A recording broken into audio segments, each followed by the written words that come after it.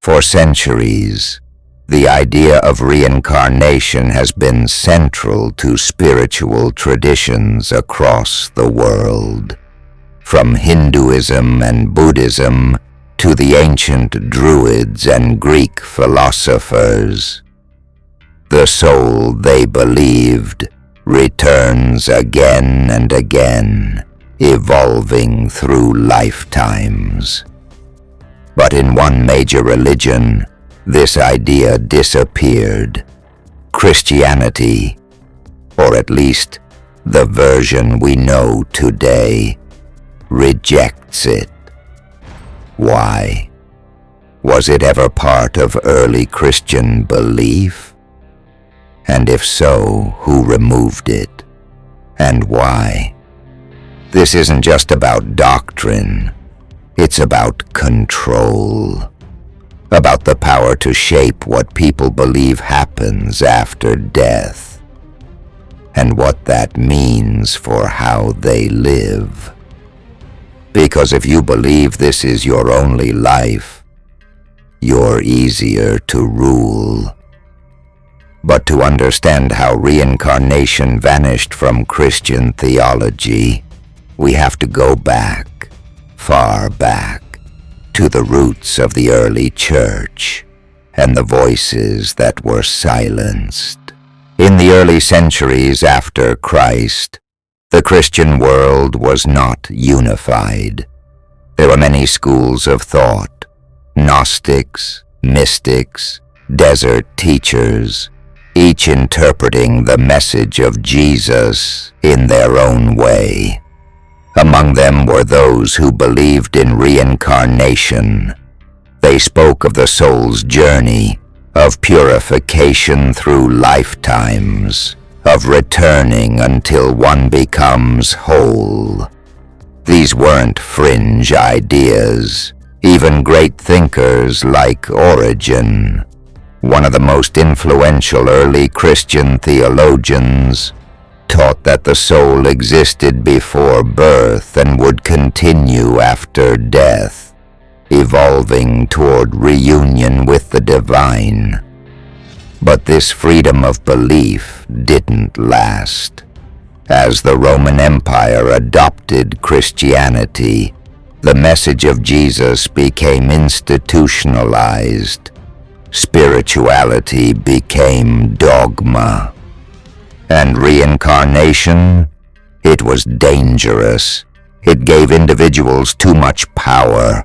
The power to grow, to change, to seek truth outside the church. And so, it had to be removed. In 553 AD, during the Second Council of Constantinople, the church officially denounced the concept of pre-existence, the idea that the soul lived before this life. With it, reincarnation was buried, not debated, not disproven, just erased. Some say it was political, others say it was spiritual manipulation. But the result was clear: one life, one chance, heaven or hell. The cycle was broken, not by divine truth, but by decree.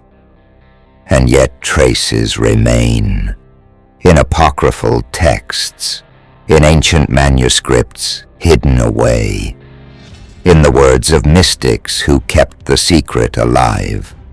Subscribe and hit the bell. We uncover what was hidden and bring it back to light. Because the question isn't just whether reincarnation was removed from the Bible.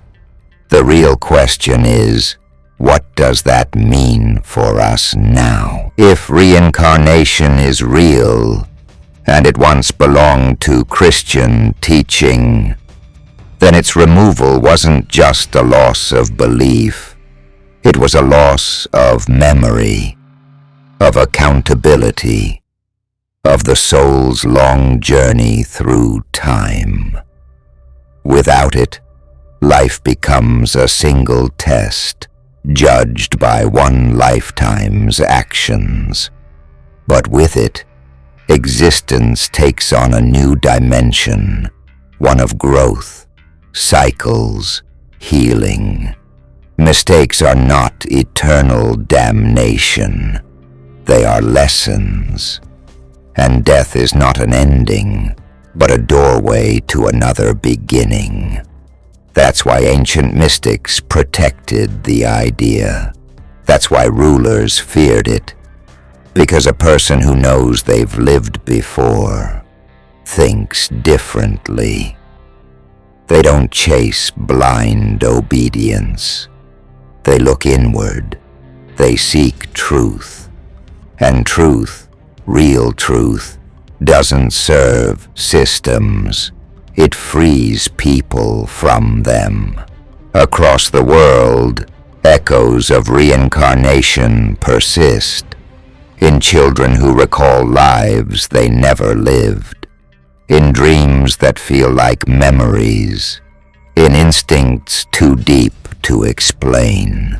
Even within Christianity, mystics continued to speak of soul journeys, though in hushed tones, behind monastery walls, and in texts left out of the Bible, the idea still breathes, hidden in parables, buried in metaphor. But why does it matter now?